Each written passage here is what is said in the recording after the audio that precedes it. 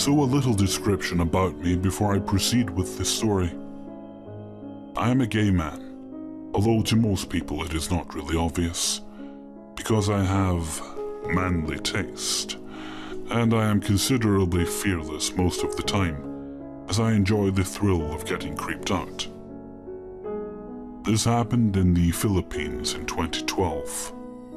I was 18 at the time, and I was living in a residential district by my university, where most of the structures are apartments and dormitories for rent. I was living in an apartment with my sister. Unlike my sister, I don't usually come home on the weekends because I would rather drink the weekend away with my friends. One night, while I was on my way to a party, a guy messaged me on Grindr. He had no profile picture, and seeing that he is less than a mile away, I figured that he may be going to the same university as me and is being discreet about it. I don't remember the entire conversation, but this is pretty much how it went. Grindr guy: "What's up, sexy?" Me: "Heading out to a party, you?" Grindr guy: "Really? Same. Where?" I was aware of stranger danger back then, but I felt invincible because of my height and my lean but athletic body. And as I've mentioned, I don't get scared easily. Me: name of club. Grindr guy: "What a coincidence. I'll see you there." Me: "Sure. Mind sending a pic?" Grindr guy: "I'll find you." I didn't reply, and actually didn't care because my plan was to just enjoy the night and see where it goes. So I headed out around 10 p.m., still considered a safe hour in the city where I was staying, and walked a few blocks to the main street, and then waited for my female friend who lived in the district on the other side of the main street to pick me up. We headed to the party and met up with my other friends there. We took our seats in a booth with couches and ordered drinks. Our orders came, and for a while, everything seemed normal, and I honestly already forgot about the guy on Grindr. A waiter then headed to our direction, bringing a glass of martini, handing it to me. He said in our language, "It's from that guy over there." I looked towards the direction he was pointing at, trying to adjust my vision to see through the laser lights and smoke. I saw this Nordic-looking, scruffy, muscular guy in a hooded sweater who raised his glass as our eyes met, smiling before he took a sip. My friend started teasing me and kept telling me to go talk to him, but I didn't want to at first. After this, most of my friends were leaving their seats to dance. I couldn't do anything because I was thinking about the guy. It took me about 30 minutes to muster the courage to finally approach him. I could remember the next events that happened vividly. Not only because it was awkward, but I've never felt so threatened in my life. I sat next to him at the bar, and it seemed like he'd just paid for his drinks and was about to leave. Being a natural flirt, I knew I had to stop him and score one for the night. Like, get his number and get to know him more. "Hey," I said. I realized that he may be a foreigner, which is typical, because there are a lot of foreigners living in this city. "Thanks for the drink," I said out loud, trying to cut through the music. He just nodded. "Are you that guy from Grindr?" I then whispered in his ear. He just smiled. It was weird because it almost felt like he was trying to be seductive, but at the same time hard to get. And, at the same time, it looked like he doesn't have a clue. At that point, I was already giving up, trying to start a conversation. I don't know what the point of giving me a drink was if he didn't want to talk. Maybe he didn't like me when he saw me close up. With that thought in my head, I decided that it was time for me to go. "Well, I'll see you around," I said. But before I could turn around, he grabbed my shoulder gently. "Come with me," he said. It sounded like an order, an aggressive one, if I might add. But at first I thought it was just because of his accent. Although I am a big fan of Thor, and I don't have a problem being anywhere alone with this guy, it still made me nervous because no stranger had ever told me to come with them the way he just did. "Sorry, I'm with my friends," I said, "but maybe we can hang out some other time." "Let's go," he insisted. I wasn't freaking out at first because we were in a public place until he stepped up from the stool. I may have flinched a little when he put his arm around me because, although I was taller, he looked like he could crush me. "Sorry, I really can't," I said. "If this was some other time, I would, but can't leave my friends." I could kind of hear him grumbling under his breath, but as one of my friends approached us, he let go and walked out of the bar.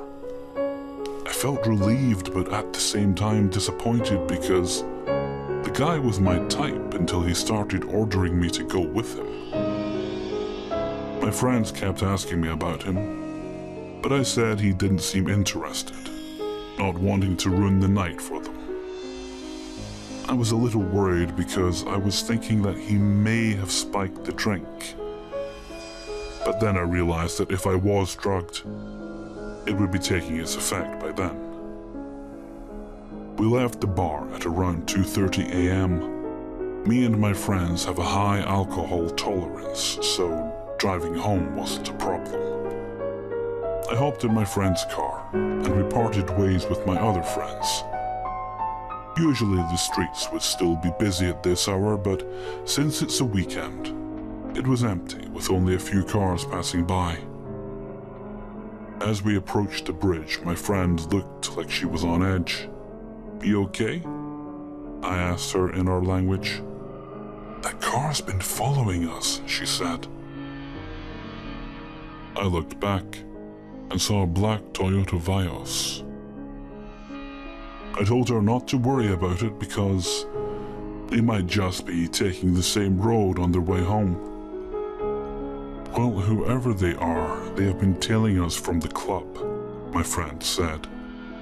I looked back once again, trying to see how many people there were inside. That's when I saw the same guy from the club, and I was immediately worried for my friend. Still thinking rationally, I told her he lived a few miles from me based on Grindr, so he might be on his way home and stuff like that. But when I told her about what happened at the club, she started panicking.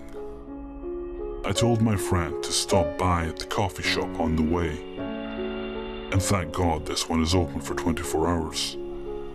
She didn't want to stop because she was really scared. And if we called the cops, they would probably do nothing until something actually happens. And since we were both drunk at the time, it didn't really seem like an option. We were about to park, but the car with a Nordic-looking Grindr guy just sped by. We decided that it's safe after this, and that we had the wrong assumption, so we headed directly to her house. On our way, the black Vios was nowhere in sight. I told her I would be fine walking on my own to my apartment, although she insisted that she would wake up her brother to drop me to my apartment. I told her that it won't be necessary to bother her brother because I can protect myself. She knows me, so she just gave up and told me to be safe as I headed out. I have never felt threatened walking at this hour because I would usually come home from parties, walking from the main street to my apartment. And since there was a police station a few blocks away, I didn't really mind. As I made it across the main street from the district where my friend lives, I saw the damn black Vios.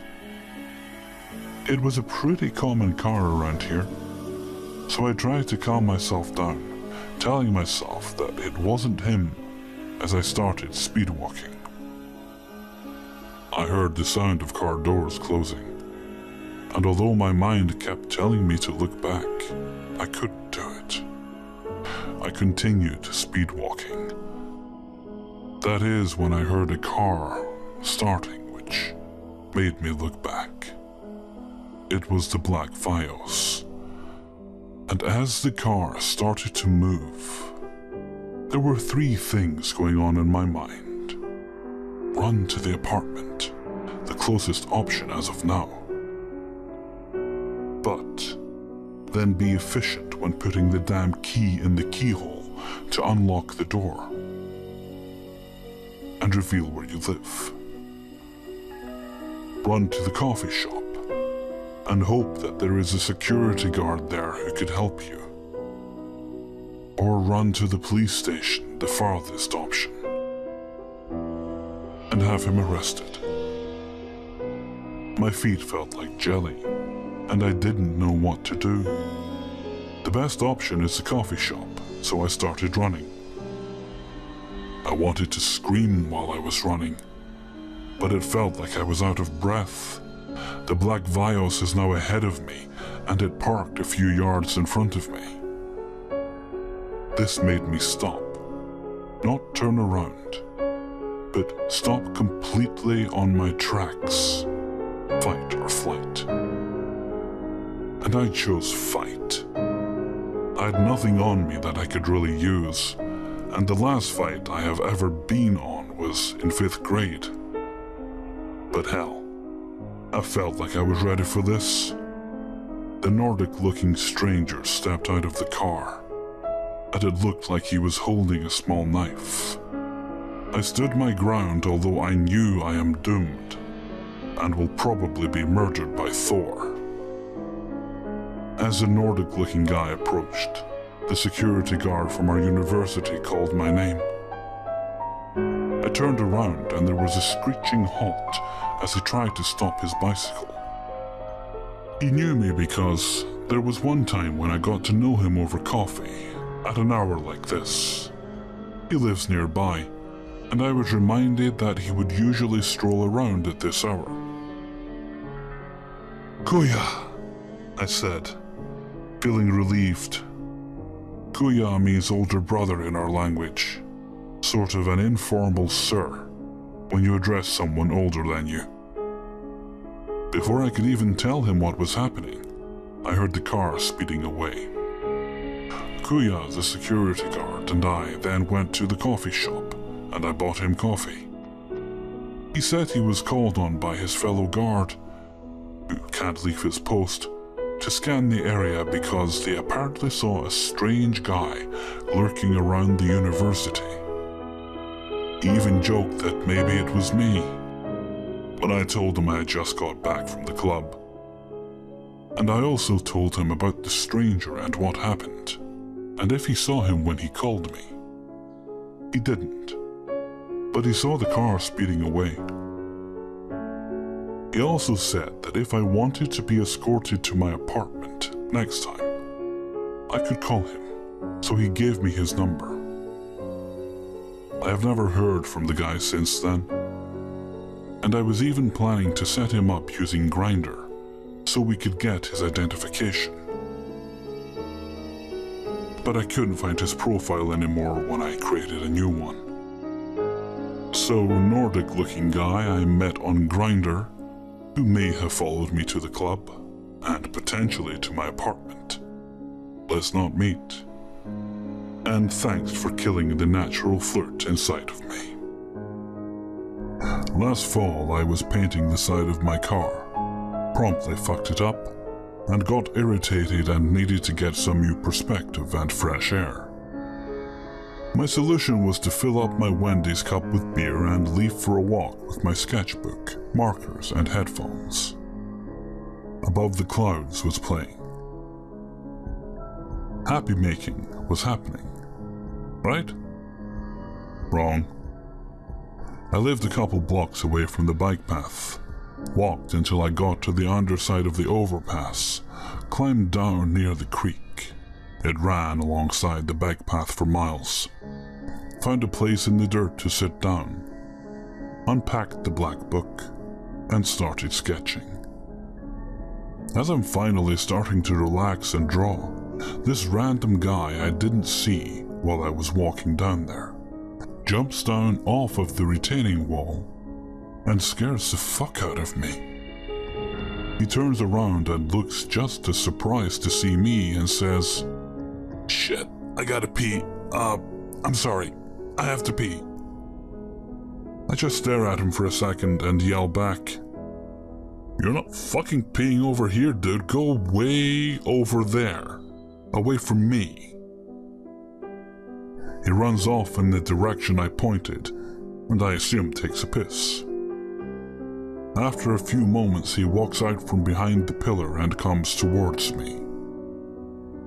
By this time, I'm like, okay, this spot is jacked. Getting the fuck out of here now. I start putting my markers away in my backpack, and then the guy starts repeatedly apologizing for scaring me.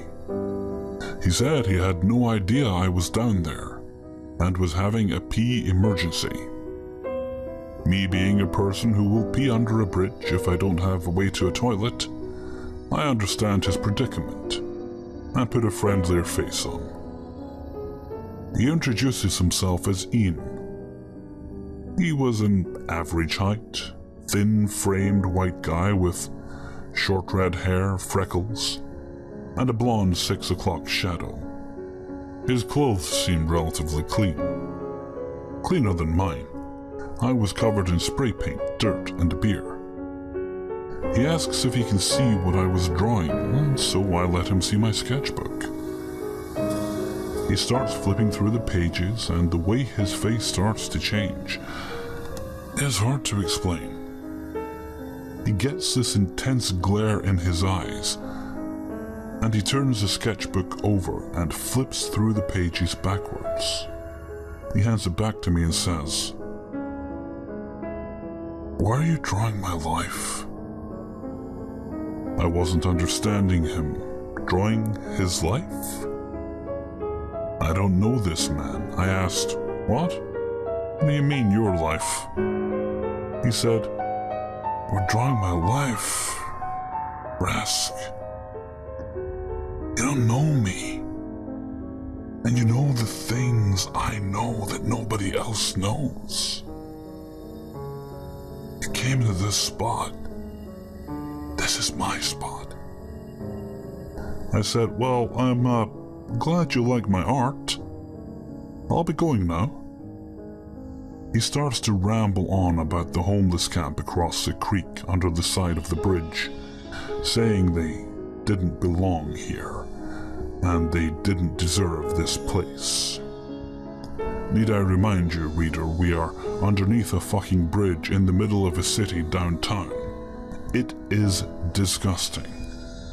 There's nothing special about this place except for what I mistakenly perceived as a quiet, secluded place to draw. Also, I like the way the cars sound driving over me. So, being the jackass that I am, I mockingly asked the creeper, "Why can't they be here if we're here? This isn't our bridge. It's nobody's bridge. Nobody's anything under here." He gets quiet for a moment, and then almost hisses out of his mouth, "I found the truth under this bridge." At this point, I was not only creeped out, but I was annoyed at this weirdo for fucking up my drawing spot and dissing the camp guys on the other side, like he was any better. In such a smart-ass tone, I said, "Oh really? And what's that?" "Well, if I told you that, I'd have to kill you. I am a 5'6", 125-pound woman. I have a rock. I picked up a rock. I'm kind of drunk. It is getting dark and I have a rock. Fuck. Fear. That's the word. So I decided to yell, "You really gonna say that shit to me under a fucking bridge? Are you serious?"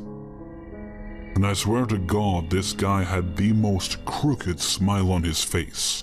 And then, out of nowhere, it's about dusk now, so the underpass is getting darker by the minute.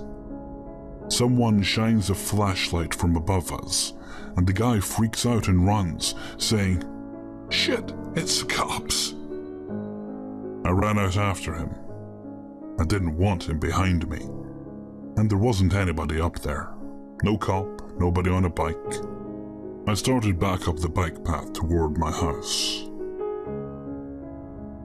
and he starts following me. I keep walking faster and faster, trying not to be confrontational, but also put across that I was not going to stay around. And then he says to me, "I know you know me. We were supposed to meet here today." Turns around, runs off back towards the park, off the bike path. I jogged back, stayed on the streets with people and lights. Fuck that guy, fuck bridges. Nope, fuck that, nope, nope, nope. Haven't gone back to the bike path since.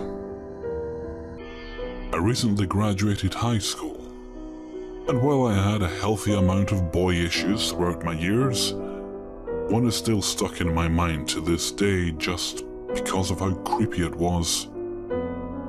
I was either a freshman or a sophomore, and I was kinda small for a girl my age, very meek and very naive.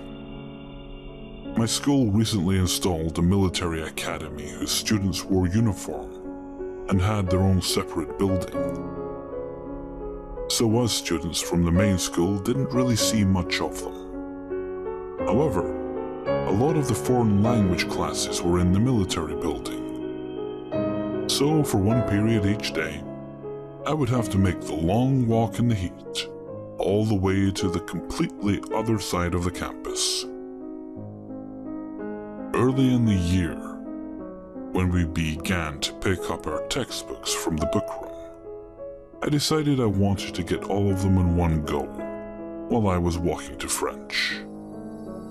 It was on the way to the military building. It was a lot heavier than I bargained for, and the late bell rang while I was trying to trudge up the stairs.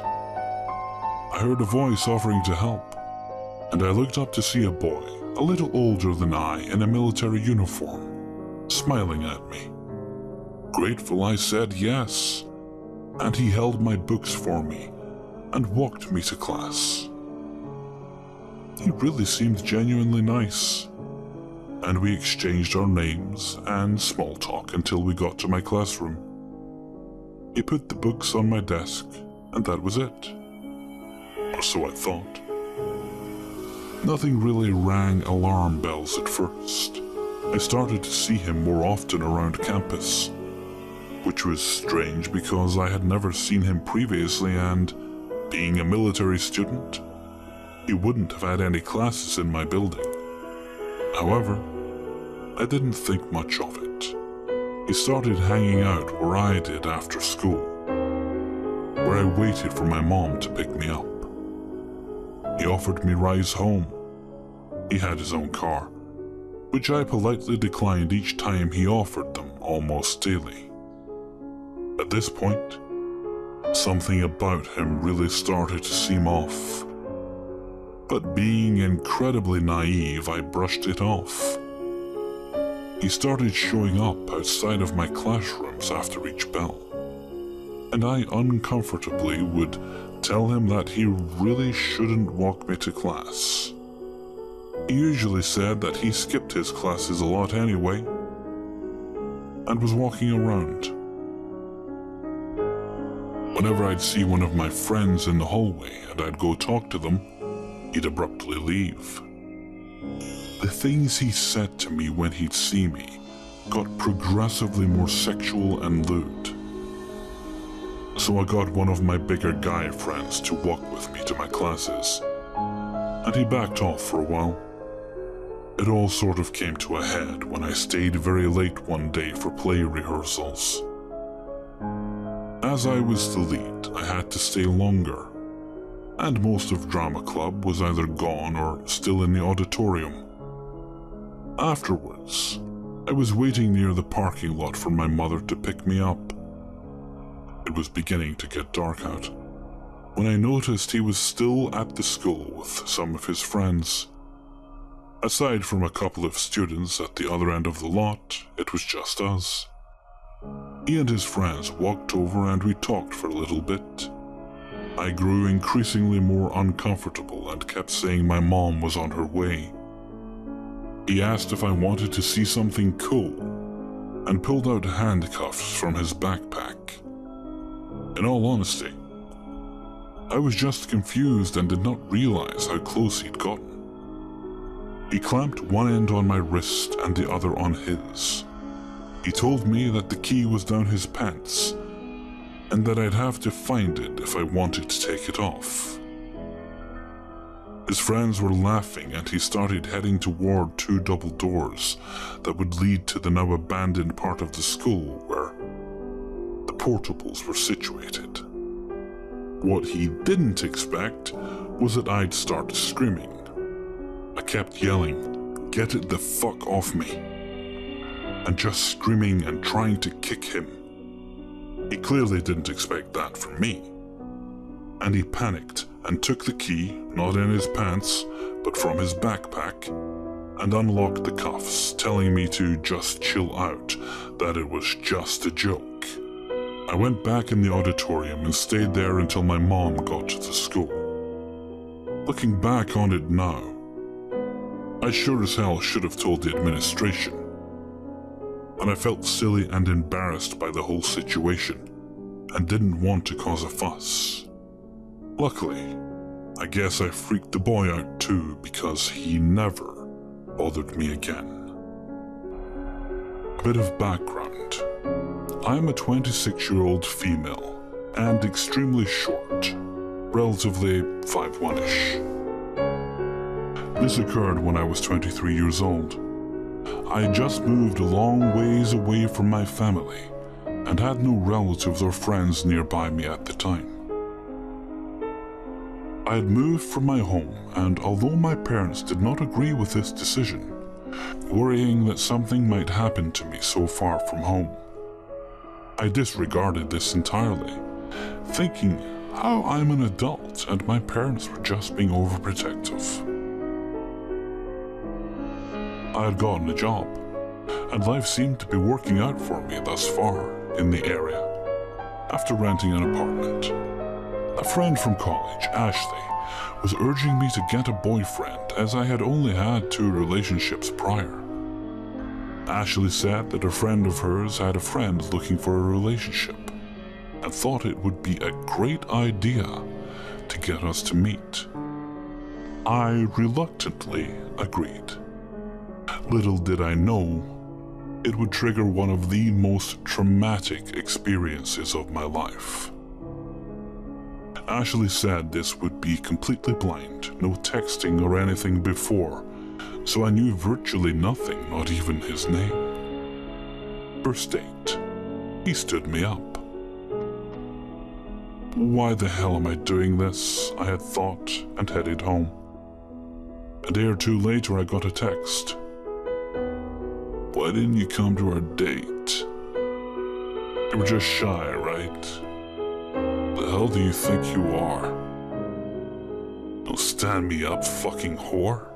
I was in complete shock as I had no idea who this was, but soon assumed it was the guy I was supposed to have the blind date with. I responded saying how he was the one standing me up, and asked how he had gotten my phone number. He didn't respond, so I blocked his number and asked Ashley if she had given her friend's friend my number. She said no and told me her friend wasn't answering her calls or texts. She had completely disappeared, and Ashley apologized, not knowing what happened. I brushed it off, thinking her friend had pulled a stupid prank. After the text, I noticed more strange things happening. I would get random calls or texts with threatening messages. I got a letter in front of my apartment door saying, "You're not safe, bitch. I know where you live," in scrawled writing.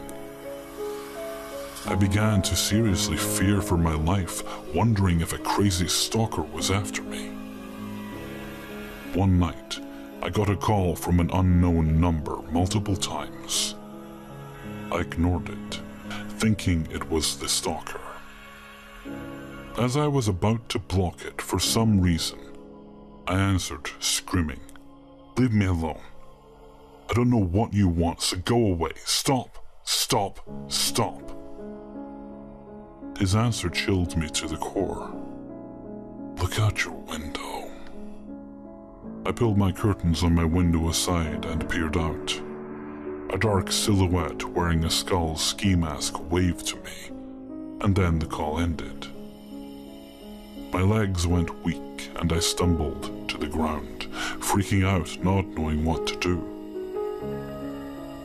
What the hell did this guy want? On my way to work, I would get messages like blue car, red shirt, work at random store. He was watching me each day. It got worse.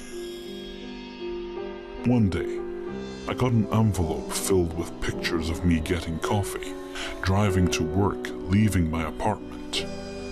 Just when I thought it couldn't get any more creepier, I got an envelope of pictures of me changing. He must have gotten from nearby because in the picture my window was open.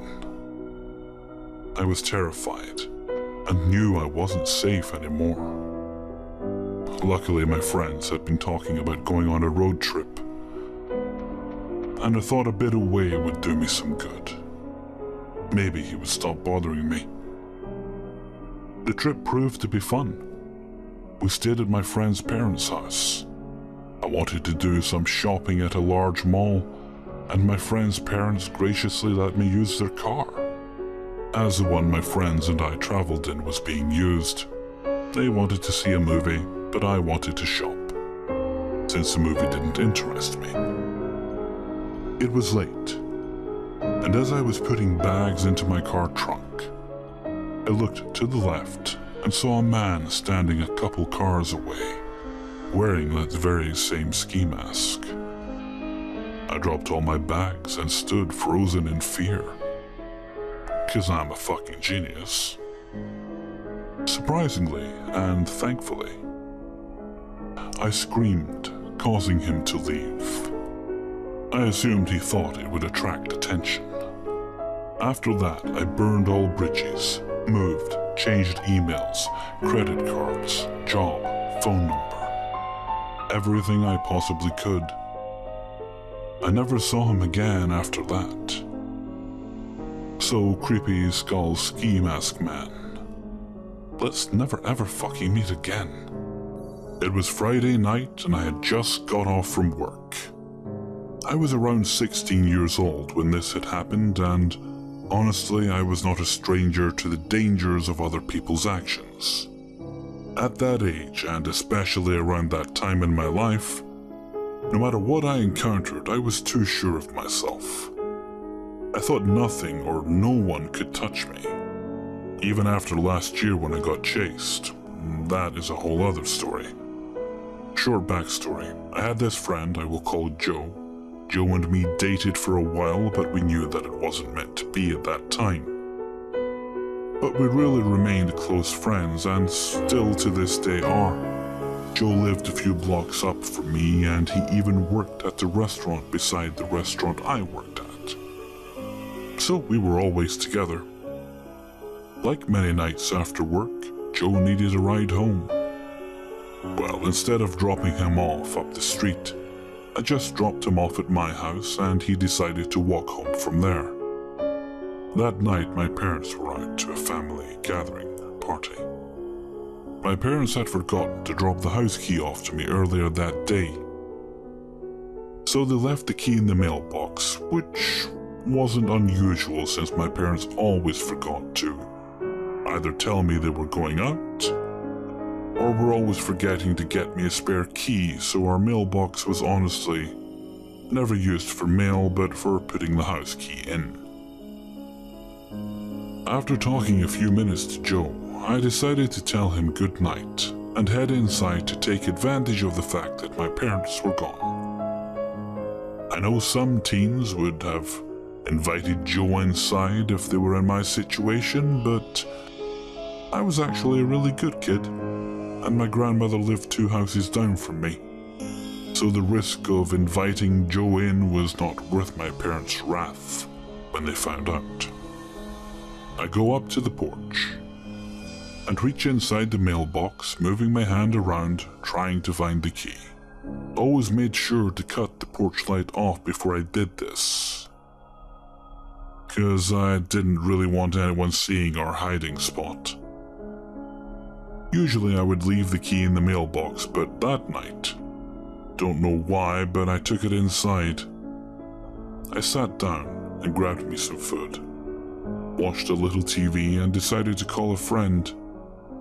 His name was Smurf, and Smurf was a big guy. He also lived about 10 minutes away from me. As Smurf and me chatted about our night at work, I hear a weird sound. It was the sound of movement in the mailbox. I hit mute on the TV and told Smurf I was hearing something messing in the mailbox. He of course told me to go check, but the thing was, the door had no windows on it or even beside it. At that time, my dad was remodeling and had not found the time to put in the windows. So, it was nothing but a wall and door. I go to my room, which was beside the hallway where our front door was, to look out my bedroom window. I didn't want to cut the porch light on, because A, I was scared, and B, in a way I felt it was a bad idea to cut it on. I peek outside my window, and unfortunately, it was way too dark outside to see anything. So I told Smurf I'd call him back. I called my grandmother and asked her to look outside to see if she had saw anyone on the front porch. She yells for my cousin to look outside, and my cousin says she didn't see anyone. Honestly, I don't think she looked good enough. When I call Smurf back and tell him, if I didn't call back in 15 minutes after I showered, I was dead. Of course, we both laughed the situation off, thinking it had to be my imagination. Before I jump in the shower, I called Joe, telling him what was going on. And he was really worried as usual. I told him not to worry and that I'd call him after I showered. He said, if I don't hear from you, I'm coming up. I assured him again he would hear from me and everything would be okay. I grab my clothes and start the shower water, waiting for it to get hot. I get inside the steaming shower, and we had some amazing water pressure, I may add. I loved and still love taking long showers, so that day wasn't any different. Suddenly I hear a banging sound. I thought maybe I was hearing things and proceeded to shower. Then the noise was growing louder, so loud that there was no way I could ignore it. I hurry out of the shower and wrap my bathrobe around me.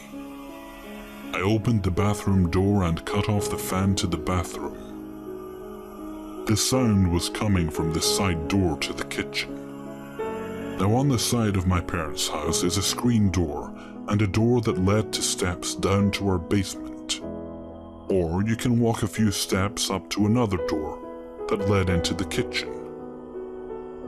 Well, automatically this freaks me out. I call up my grandmother, who finally answers, and I tell her not to come outside but call Dad. I even started calling my parents, but no answer. I don't know why I didn't think to call 911, but I just kept thinking I'd be safer if someone like my dad was here. Well, I grab a knife and stand to the side of the door just in case they make it to the door leading to the kitchen. I prayed no one would come in, prayed that it was nothing. Well, the banging stopped, and suddenly the banging started on the front door. I call my grandmother, who said the police are outside. I told her to make sure because I'm not opening this door for no one. But it was the police, thankfully. My grandmother and neighbor beside us had both called it in. When I answer, I'm standing there crying, holding on to the knife like it was my life support. The cop told me to put it down and so on. Well, I see Joe standing outside, and I told the cops I know him. Joe stays with me until my parents got home, and the cops parked outside of my house. Well, to make a long story short, the next morning my dad went to the side of our house and saw someone had busted the screen door. The door to the basement kitchen had been dented at the bottom where I guess whoever it was kicking at the door. This really disturbed us, especially me. Made me feel very unsafe, and as I told the story to my parents again, we all knew it had to be someone who knew they were gone. Someone who knew there was a key in that mailbox. But who? Well, word got around in the neighborhood, and that is all people were talking about. I mean, the cops had even questioned some of the neighbors who came out to watch as the shit hit the fan that night. But there wasn't any leads. A month later, my sister's boyfriend said something that sent chills down my spine. That the 36-year-old neighbor, Richie, was obsessed with me. I said, "What do you mean?" Brad, my sister's boyfriend, replied, "He writes poems and stuff about you." I know this cause his little brother told me about it. So I just knew then that it was him. I knew that it had to have been Richie who tried breaking in.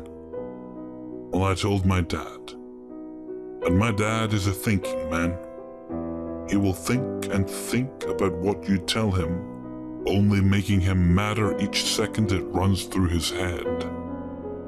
Well, a week later, we kept an eye out on Richie. I was outside playing basketball with Joe and a few other kids in the neighborhood. Then Brad walks over a letter that Richie had written to me.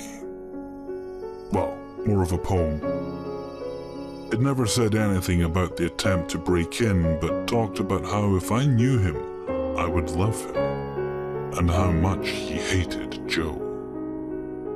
Joe was so angry he begins trying to fight Richie. Of course, Richie ran inside and would not come out. My dad even tried to get him to come out. We called the cops, and the cops really said there was nothing they could do. The poem proved nothing. Richie denied the poem, denied the allegations, even though Brad tried telling the cops the poem was from Richie. The worst part was nothing ever got figured out. Nothing was ever proved, and till this day, I still wonder if it was Richie. Well, I believe it was him, but the scariest part is, what if he did get in? How long had he been watching me? This story is one of 2 incidents that happened to me that will forever haunt me, causing me not to trust a single person. Last thing I heard about Richie was that he got arrested for drug charges, and that he was sleeping with his mother. I will just say I am glad I have never crossed his path again. For a little bit of background info, at the time it happened, my friend and I were 18 years old, female, college freshmen. It's a long story, but I promise every part is necessary to understand it as a whole. This frightening situation happened during Thanksgiving break. My friend Angela and I were high school acquaintances, but got really close during college, since we were from the same city and started interacting more because of the fact. Naturally, we carpooled to and from our university to our hometown, which is around 5 hours away by car. At the end of Thanksgiving break, we left around 11 p.m. to start our trip back. Around 3 hours in on the road trip, Angela, driver, tells me, co-pilot, that she's starting to feel a bit sleepy. So rather than stop in the middle of nowhere and change seats, I decide to talk to her and keep her busy. We get into a really deep conversation, etc. And for fun, we decide to Snapchat a little of the road trip with the flashlight on. I know, stupid. After laughing and Snapchatting, we see police sirens go on right behind us. Great, it's 2 a.m. and cops pull us over. They stayed in their car for a few minutes, which seemed odd, but oh well, we thought. As I see 2 of them walking towards us, they whispered something to each other, but didn't think anything of it then. One of them goes to Angela's window and the other to mine. "Hey there, ladies," the one by Angela's window says. "How y'all doing tonight?" With this creepy-ass smile. Non-suspecting Angela responds, "Good." She then asks what's the reason for pulling us over. "Going over the speed limit," he says. Mind you, we were Snapchatting right before he pulled us over, and Angela was purposely going a little under the speed limit to not crash and just be safe while we were on Snapchat. Confused, she just goes, "Okay," and asks if he needs any documentation, to which he responds no. While all of this is going on, the second cop by my window signals me to lower the window, and I oblige. He then starts making insinuating comments and gestures towards me. Example, pointing his flashlight towards my crotch while smiling, telling me how long my legs were, as an excuse to look at them because I'm wearing shorts. "Oh, and so it's just you two? I see. And what were you doing at this time in the middle of nowhere?" Amongst other things that honestly were not related at all to pulling us over, and out of the line for police officers to be asking. Then the first cop asks, "Y'all are in college?" To which we respond, "Yes. Actually, we're heading to university." I knew we fucked up there because they now know we weren't heading anywhere close. He then proceeds to say, "College girls, huh?" to the other cop again, with that eerie smile. Honestly, what the fuck? By this time we were beyond creeped out, and wanted to get out of the situation ASAP. But these creeps wouldn't let us go. They kept trying to make conversation while implying really weird sexual stuff. "Y'all know where we're at? There's a prison nearby here, you know. I sure hope nothing happens to you ladies. And do you think anyone would know if something happened to you here? All alone on the road?" All while smiling. I'm in shock and can't believe this is happening to us. These are the men we're supposed to trust and rely on? But here we were trying to free ourselves of them for our own safety. Wanting to finish this now, I ask, "Are we getting a ticket?" To which the cop by the driver's window says no, but I'll give you a verbal warning. All as I feel the other cop staring right at me. He wrote something in his notepad and said, "Y'all be careful now. You wouldn't want anything bad to happen to you pretty ladies, ain't that right?" Then the officer next to me tries to open the door. The hell? Out of nowhere he tried to open the door, but thankfully the doors were locked, and my window wasn't low enough for him to reach in and manually unlock the door. After this, I was in total shock, just staring at him while he just stared back. No explanation or anything. Angela quickly starts up the car, says thank you, have a good night, and speeds off. We didn't call our parents right then and there because it was the dead of the night, and we didn't want to worry them. But instead, Angela's boyfriend, who was already waiting for us at the university, and asked to be called and updated in case of anything. After driving in silence while constantly checking if they were behind us for about 30 minutes, I start talking to Angela. We both are shaken and speechless.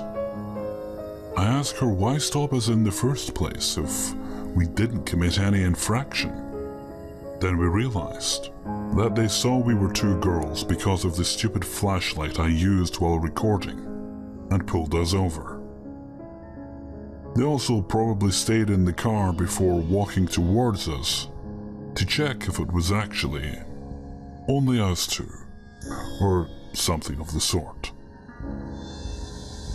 They gave an uncomfortable aura, and I wouldn't be surprised if they were planning on raping us or worse.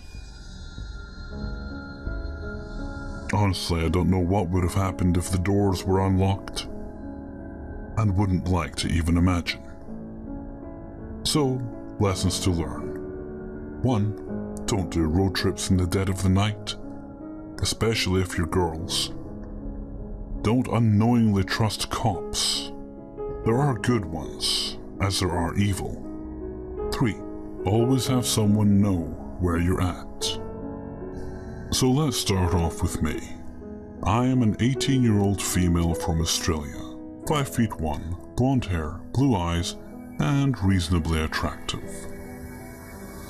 This is ongoing. I am still going through it, and thinking about it now has me shaking while typing. I go to college in the city and live more in the country. It's about a 2-hour train ride to my college and a 30-minute walk. I had been going for about 3 months and everything was fine. About 2 months ago, this guy doesn't look like a bad guy. He's just an average-looking guy. One of those people who just blend in with the crowd. This guy isn't normal. Honestly, I don't know how to describe his mannerisms. He just has this off-putting persona that makes me nervous. Okay, so I'll go into the actual story now.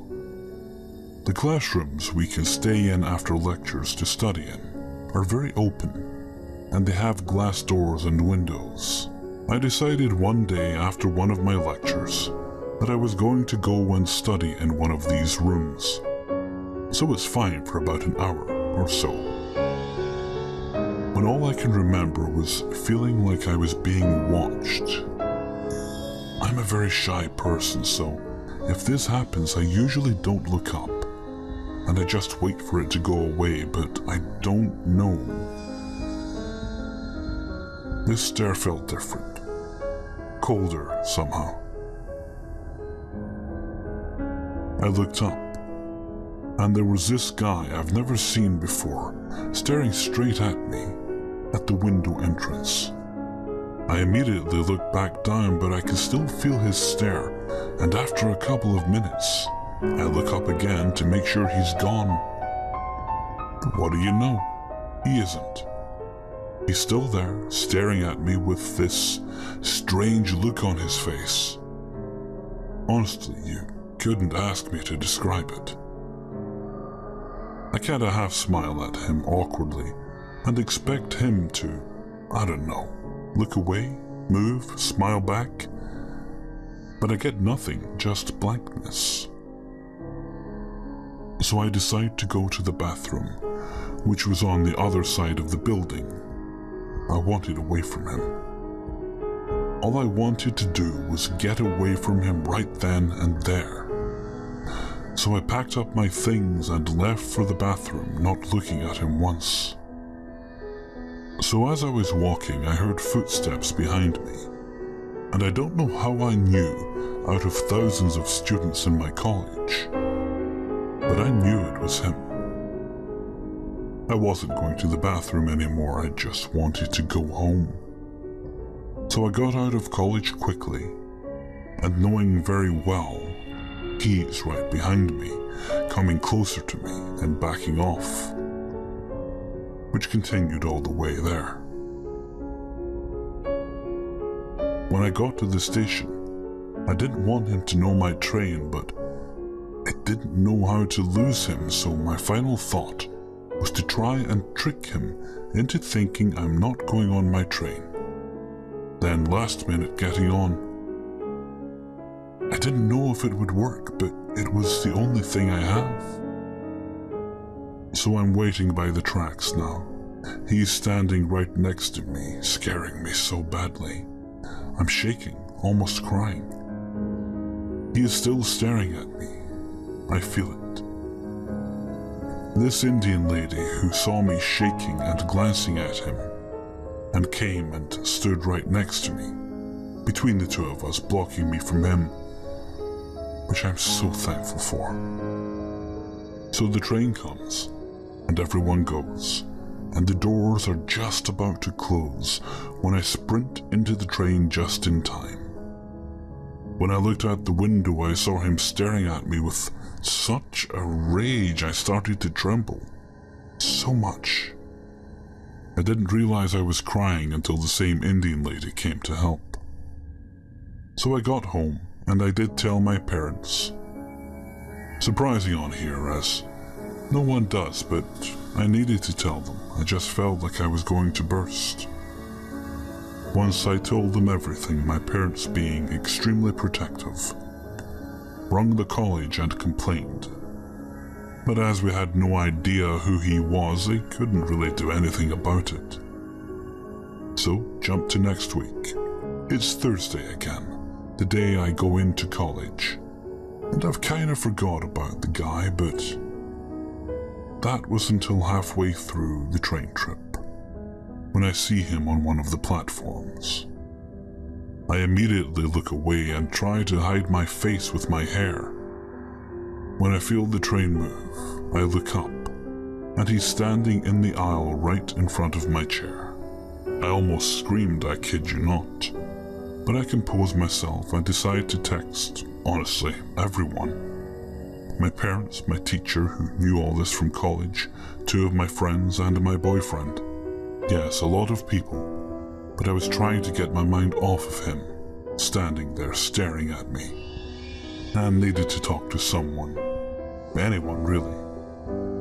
They all respond saying I should take a photo of him, but I didn't. I should have, I realized, but every time my brain told my arms to lift my phone up to take a photo, my arms wouldn't listen. It was like I was frozen to do anything. And then I missed my opportunity. The man next to me gets up, and now the guy is sitting next to me. My whole body is alert. My muscles are tense. My mind is spinning and I'm sweating like you couldn't believe. I'm terrified. I realize this doesn't make any sense. He hasn't done anything really bad for me to be so scared, but it was my body and mind telling me this guy is bad news. And he doesn't have good intentions. There was just something off about him from the get-go.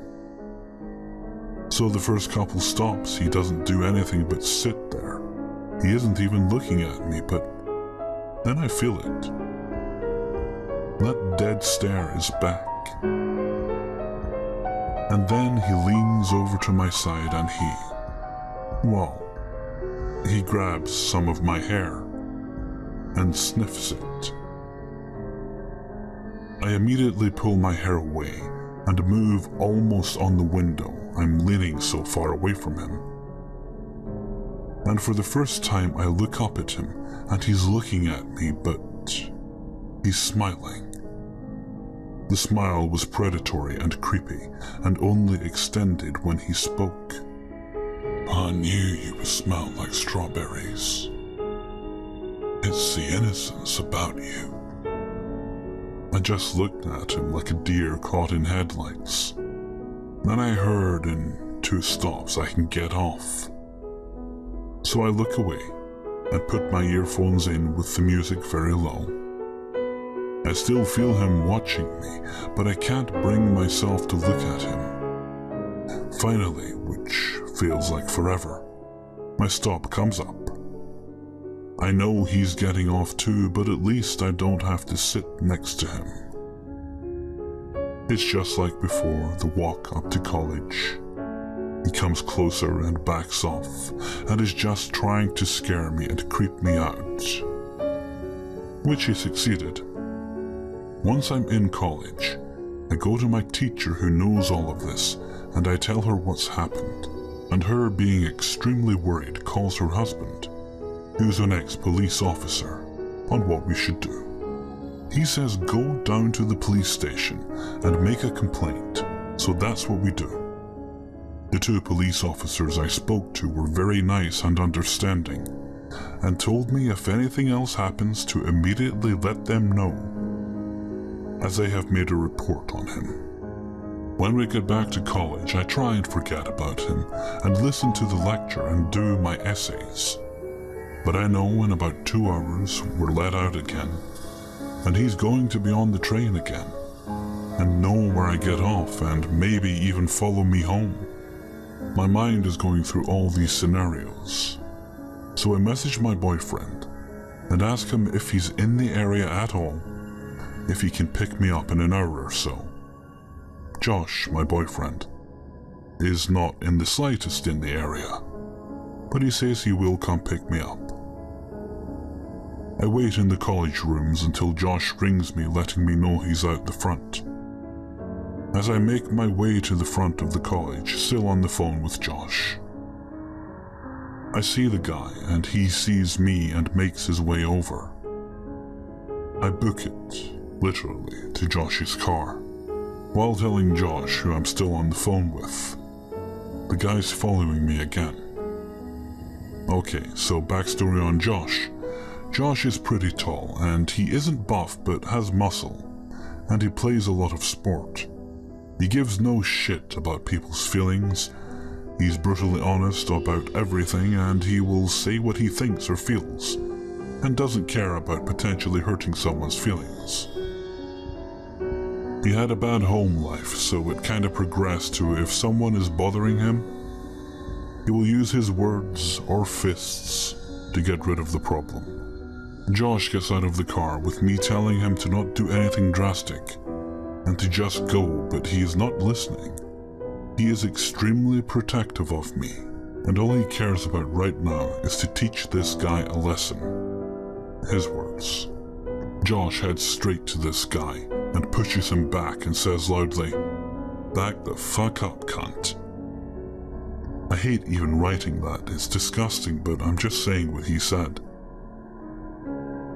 The guy, who is taller than Josh, but has nowhere near as much strength as Josh, does back off and says, "What's the problem, friend?" Josh screams at him, making more of a scene. "I know you're following my girl. Don't play dumb. You have been following her, and I'm not playing around, fucker. You will stop now or I will kill you. I won't hesitate." The guy does not look even a tiny bit scared. All he does is just smiles again and says, "I understand. I apologize. She was just so pretty, like a little China doll. Do you like China dolls, friend?" My boyfriend kinda just looks at him for a second, then pushes him again and yells, "Fuck your China dolls, freak! Stay away from her." Josh gets in the car and we drive home with me yelling at him for creating a scene and worrying if it made it worse, and him yelling about how much of a freak the guy was and how I should move schools and how he's driving me from now on. We both eventually calmed down and talked rationally, which concluded that Josh was driving me to college and will just stay in a cafe next to college for a couple of hours, doing work, until I am out, and then he drives me home. I don't see that guy much anymore as I don't catch the train. And I've been doing a lot of online classes, but when I do, he smiles and stares. And sometimes if we're passing each other, he will whisper, "Little China doll," and keep walking. It's creepy and scary, but hopefully nothing more will happen. A couple years ago, my friend Kate had asked me to go with her to a party. This party was being thrown by her friend Susan. Kate had gone to Catholic school with her in elementary and middle school. But during high school, Kate ended up going to public school where she met me, while Susan went to Catholic high school.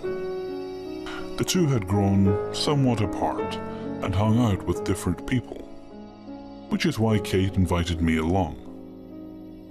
It was Susan's birthday, and apparently Susan's parents had decided to rent out a cabin for her. They did this her previous year and, unbeknownst to them, she had decided to throw a party. The party had been a hit, so she was planning on doing it again. Kate and I drove to the cabin together. The cabin was pretty isolated. Aside from the woods behind it, there wasn't anything around. We couldn't even see other cabins, but I imagine they would probably be empty because it was wintertime. I was a little apprehensive because I wasn't going to know anyone at the party, but I figured after a few drinks that wouldn't really bother me anymore. Also, if you watch scary movies, you know that having a party in a cabin in the woods is a horror movie cliché. I was very aware of that. Kate and I had even been joking about how attending this party sounded like a prelude to a horror film. As if that wasn't enough, this was a Catholic schoolgirl party. We arrive at the cabin, and it's pitch black outside. We needed to use our phones just to find our way. We go inside, everything seems fine. Birthday girl is having a fun time. There's a good amount of people. The odd thing is that there seems to be a strange sort of divide at this party. Kate and I were completely unaware of what was happening. I did happen to notice this classy guy who had the name of the city we lived in tattooed in a messy scroll across his neck. Kate and I had been silently laughing about it, but we were also a little worried because we wondered if that meant he was in a gang or something. Anyways, I don't remember why, but the main group of the party wanted these people to leave. I think it has something to do with them drinking a lot, despite not having brought any alcohol of their own. So, in order to get these people to go, the main group said that a ranger or whoever was coming to stop by and that there were only supposed to be like 2 cars by the cabin and a handful of people. Rumor was that one of the guys in the group was on probation and couldn't afford to get in trouble. They left. The plan was a success, or so we thought. Just as the group leaves, there were about 4 or 5 guys and 1 girl. The girl comes back and says, I just want to tell the birthday girl happy birthday," in a really loud voice, drawing everyone's attention. Everyone was staring at her in confusion. Why was she announcing this? When not even 2 seconds later, we hear a window in one of the back rooms being busted open. This continues on and more windows are being broken. People are shouting and screaming. I'm just standing there in confusion. Kate and I had been at this party for all of 15 minutes before all hell broke loose. And the girl who had invited the group of hoodlums is now saying that she knows at least one of them has a gun. Great. I don't know if my mind wasn't processing all of this correctly or what, but I'm just sitting there thinking, well, this is happening. The majority of us remained in the cabin. A couple of people went outside to see if the group was still there. And after a little bit of time had passed, people began to leave. There was still some fear that those guys might be out there waiting. But a lot of people just wanted to get the fuck out. I remember 3 girls who had been planning on staying the night had gathered all their stuff up. Their arms were full and began heading out the door. As soon as all 3 walked out, we hear screaming coming from the woods, and all 3 girls immediately turn around and walk back in. In retrospect, it was kind of funny. One of the 3 girls proceeds to start crying. Luckily, the scream had only been that of a new girl arriving at the party. She had seen her friend outside and had screamed in excitement. Kate and I stayed at the cabin for a couple of hours. We really didn't want to leave Susan alone, and the majority of people had left at this point. Aside from us, there were only a couple of other people left in the cabin.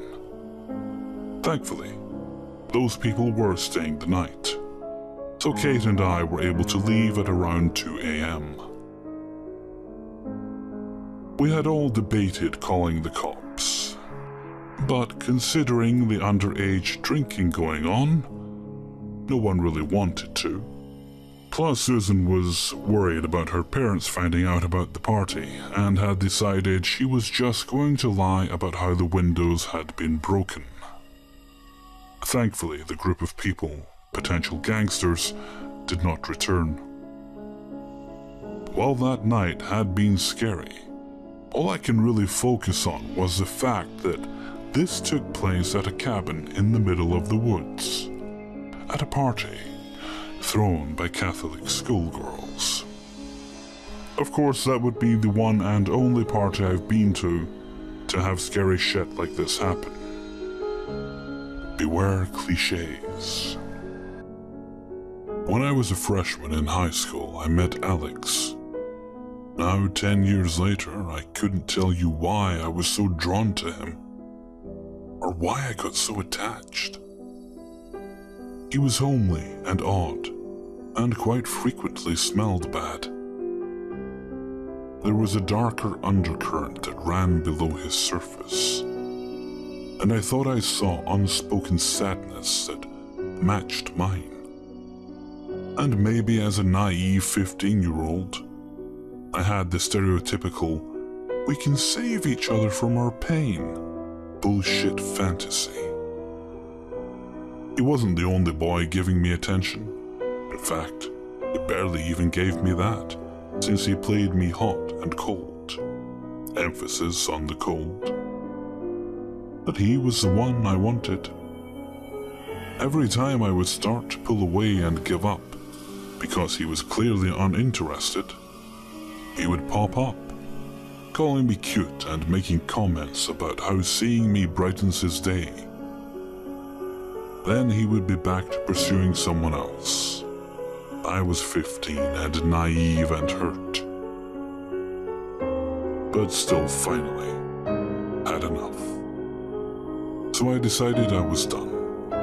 He caught wind of this and ended up asking me to be his girlfriend later that same day. I was caught off guard but thought, yes, finally. I must have just needed time to make a move.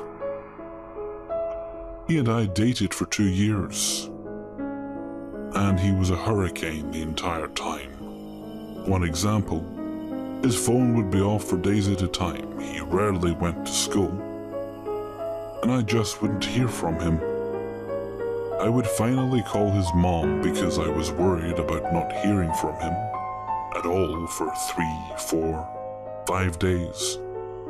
And she would tell me that she hadn't seen him either. When he finally turned his phone back on, he would spit venom at me and call me a crazy cunt because I spammed his phone.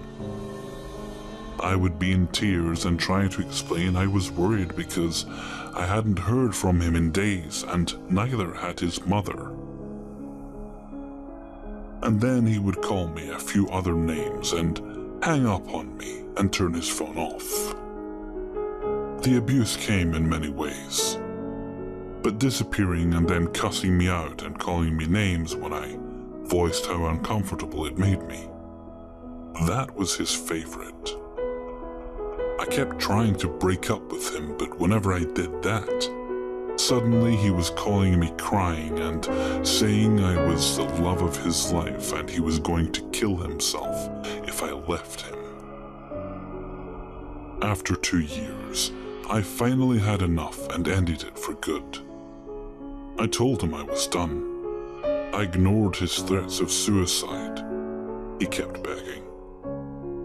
School was out for the summer, so he couldn't find me there, which meant he kept showing up at my house, afternoon, evening, middle of the night.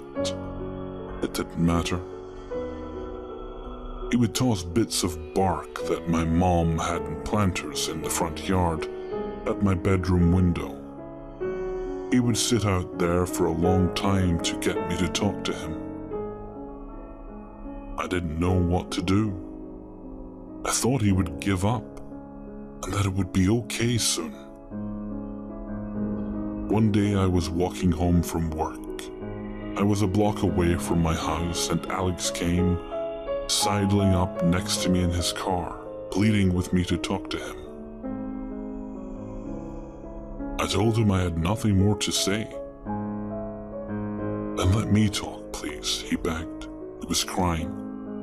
I had no intention of getting back together with him, but I still hated seeing him hurt. I agreed to let him say what he wants so he could get closure. I sat in the car and told him to talk. He started babbling incoherently and kept trying to make me feel bad for abandoning him. I told him the conversation was over and I was leaving.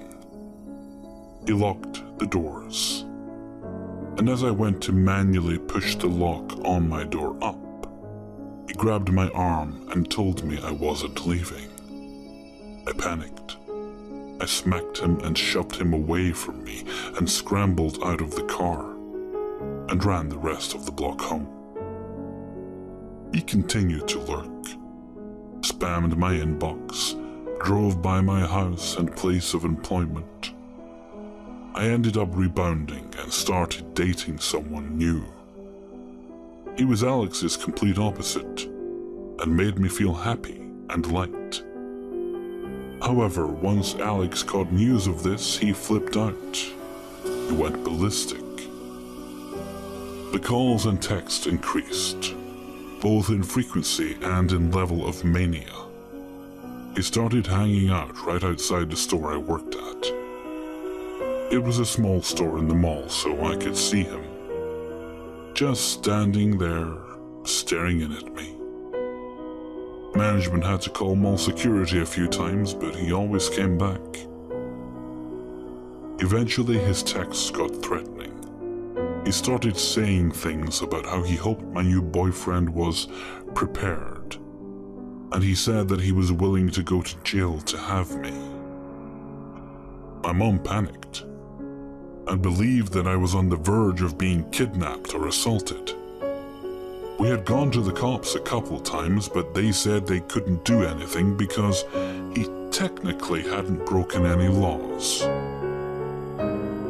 We took the threatening messages to them, and they said they would start to file a restraining order and go warn him that he couldn't go near me or talk to me, or he was in violation of the order of protection. He kept showing up anyway. One night, around midnight, the doorbell rang. My mom was confused and asked me if I was expecting anyone. I told her no. She opened the door, and there on the front step was a card, a rose, and a burning candle. We glanced up and down the street and didn't see anyone. And we were immediately spooked because there wasn't enough time for him to ring the doorbell and get out of sight already. You could see a long way down both sides of the street, unless he was hiding in the trees along the house. And this went on for a while. He kept following me and showing up at my work, which means he kept getting visited by the cops. And his friends even got involved and started threatening me for what I was doing to him. Eventually, the order of protection was placed, and all at once, everything stopped. But my paranoia and fear and jumpiness lasted for a long time after that.